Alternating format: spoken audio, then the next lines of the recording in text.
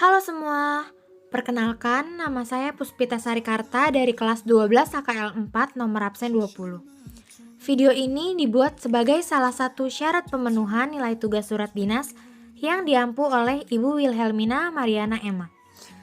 Pada kesempatan kali ini, saya akan menjelaskan tentang perbedaan surat dinas dan surat pribadi. Yuk simak pembahasannya. Surat kertas berisi informasi, pesan, pertanyaan, dan tanggapan yang sesuai dengan keinginan penulis surat. Kegiatan berkomunikasi dengan surat disebut surat menyurat atau korespondensi. Surat terbagi menjadi dua jenis. Yang pertama adalah surat dinas. Surat dinas merupakan surat resmi yang dibuat oleh instansi atau lembaga dengan tujuan untuk keperluan dinas.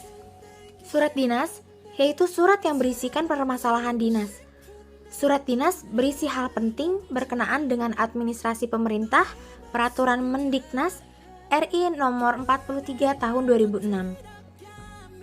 Yang kedua adalah surat pribadi. Surat pribadi adalah salah satu bentuk komunikasi tulis yang dilakukan seseorang kepada orang lain sebagai pribadi dan bukan sebagai wakil atau urusan yang berkaitan dengan kelembagaan, kedinasan, atau resmi.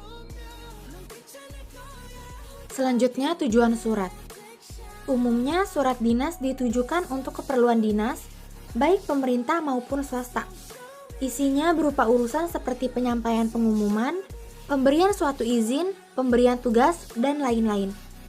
Sedangkan surat pribadi bertujuan untuk keperluan pribadi antara satu dengan yang lainnya, seperti berkomunikasi, menyampaikan pesan, bertukar kabar, dan lain-lain. Jenis-jenis surat dinas.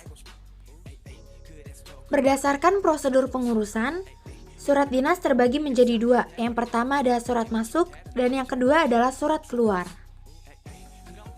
Berdasarkan jangkauannya, terbagi menjadi surat intern dan surat ekstern.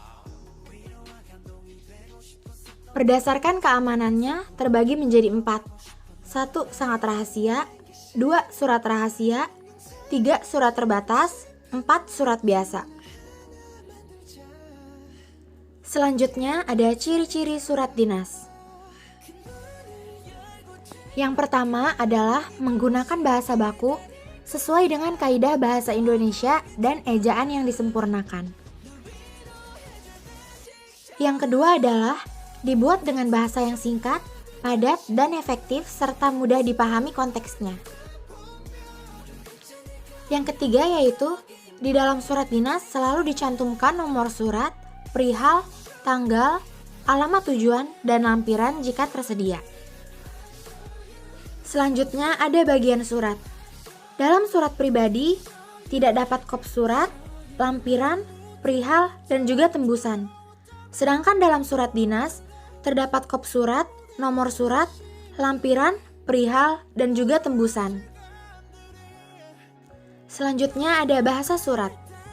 Dalam surat pribadi, pada umumnya bahasa yang digunakan adalah bahasa sehari-hari atau bahasa yang tidak formal. Sedangkan dalam surat dinas, bahasa yang digunakan adalah bahasa baku atau bahasa formal. Bagian atau struktur dari surat dinas terbagi menjadi kop surat atau kepala surat, nomor surat, lampiran, hal atau garis besar isi surat, tanggal, alamat, pembuka, isi surat, penutup, dan tembusan surat. Berikut mengenai penjelasan struktur surat dinas. Yang pertama ada kepala surat. Kepala surat atau kop surat berfungsi sebagai alat pengenal atau identitas instansi dan sebagai alat pemberi informasi. Yang kedua ada nomor surat. Nomor surat berfungsi sebagai alat penunjuk bagi petugas filing, sebagai pengukur kegiatan suatu instansi yang berkaitan dengan kegiatan surat menyurat pada suatu periode tertentu. Yang ketiga, lampiran surat. Lampiran surat menunjukkan tentang surat lain atau dokumen lain yang harus disertakan kepada surat asli dan berapa banyak yang dilampirkan dengan menggunakan huruf. Yang keempat adalah hal surat, menunjukkan mengenai intisari surat secara keseluruhan.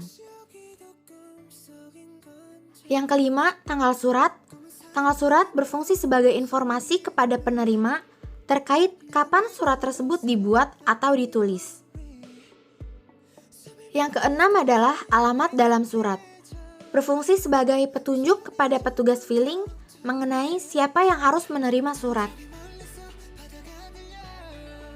Yang ketujuh ada salam pembuka. Salam pembuka digunakan sebagai tanda hormat penulis surat sebelum penulis surat menyampaikan intisari surat. Yang kedelapan ada isi surat. Isi surat adalah pokok bahasan atau intisari surat yang hendak disampaikan, dituliskan, dan dinyatakan oleh penulis. Yang kesembilan adalah penutup surat. Penutup surat berfungsi untuk menunjukkan rasa hormat penulis surat setelah berkomunikasi dengan pembaca surat. Yang ke-10 adalah tembusan surat. Tembusan surat dibuat apabila ada pihak lain yang dianggap perlu mengetahui permasalahan yang dikemukakan dalam surat atau mengharapkan pihak lain untuk memberikan tanggapan seperlunya.